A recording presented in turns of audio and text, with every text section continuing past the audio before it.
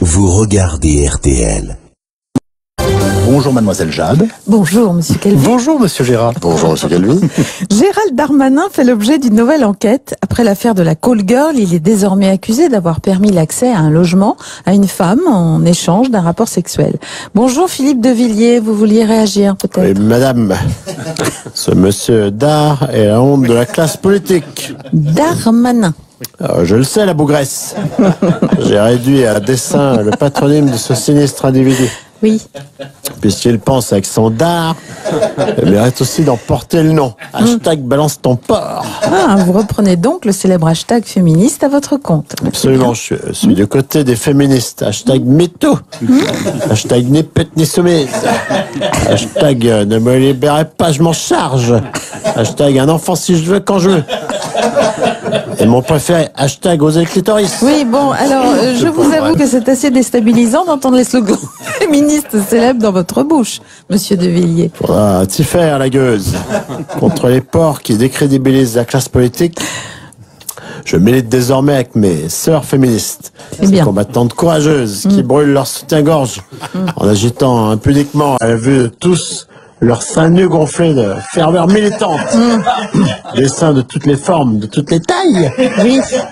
Aux tétons qui pointent vers les cieux, tels les clochers des églises. Et voilà que je suis moi-même en proie au désert. Et me transforme en Gérald Darmanin. Vite, il faut que je m'auto-flagelle avec des orties fraîches. Voilà. Ah, Seigneur, délivre-moi des vices. Il va des rétros, Satanas.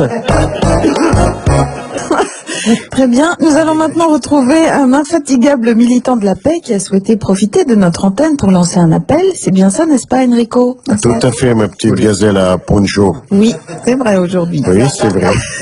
C'est très bien tricoté, très joli. C'est gentil. J'ai voulu profiter du micro de la matinale la plus écoutée de la Casbah, mon frère Yves Kahalvé, pour lancer un appel à faire cesser la guerre. Eh bien, allez-y, Enrico. Vous voulez sans doute nous parler de la situation en Syrie, non?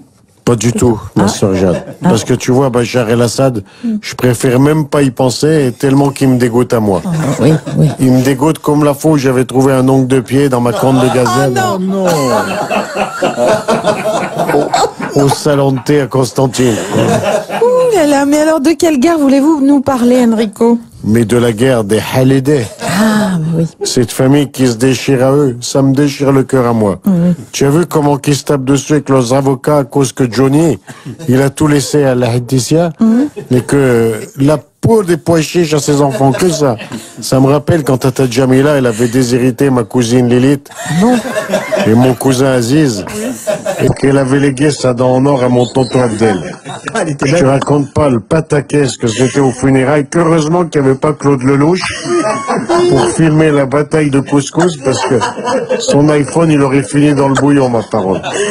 En tout cas, on voit ce que ça vous touche et que ça vous rappelle les souvenirs, ça, Enrico. Hein. Mais tu vois, ma petite princesse abonnée, il n'y a pas que les histoires d'héritage qui me rappellent des souvenirs.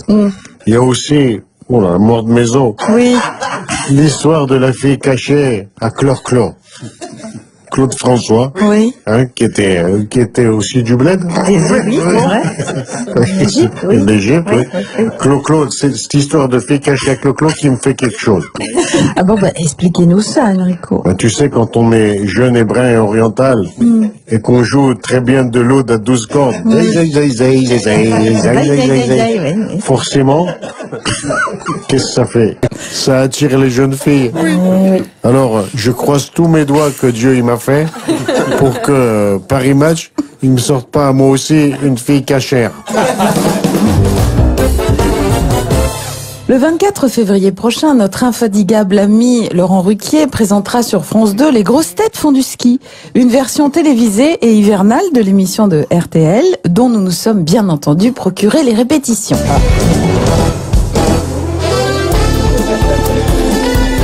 Bonjour, c'est Laurent Ruquier. Bienvenue dans votre émission qui glisse toute seule.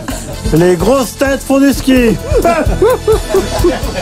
Avec aujourd'hui une grosse tête qui fait tomber les avalanches. Alors, regarde l'emballe.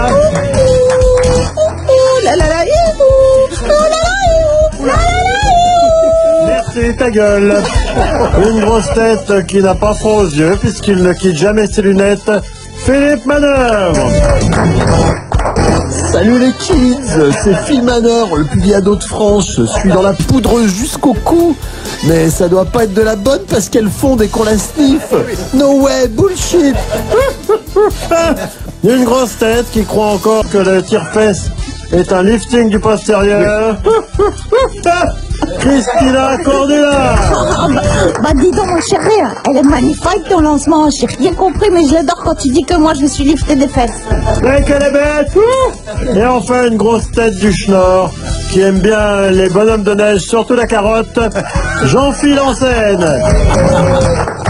Ouais, bah, moi, quand je dis à ma mère, elle veut toujours que je mange des carottes, pour que j'ai bonne nuit. Alors, moi, j'ai caché quelque part mes carottes.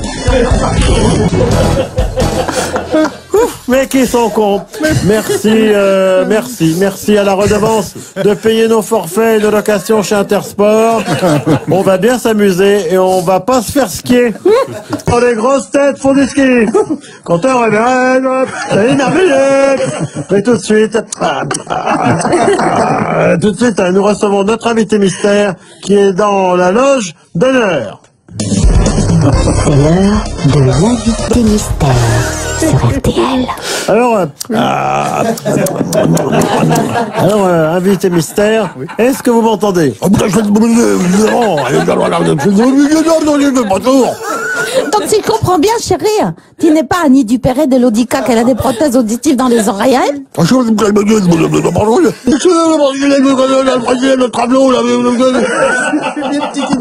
Ariel Dombal, vous avez une fine oreille, vous avez entendu l'invité mystère? J'entends le loup, le renard et la belette. J'entends le loup et le renard chanter.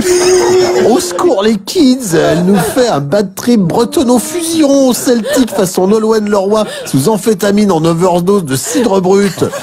On dirait Alan Stivell dans son nouvel album de reprise des Stooges à la harpe. Bullshit. Eh non, c'est pas Alan Stivell ni Alan Stevie Boulet.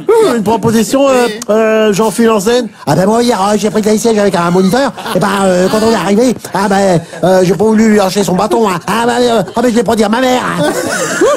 C'est trop tard, personne n'a trouvé la bonne invité mystère qui était Pierre Bénichou, l'abominable homme des neiges. Ça y est-il ou ça y est-il pas?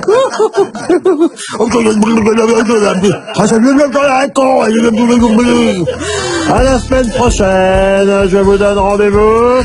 Et en attendant, étoile des neiges, on est amoureux.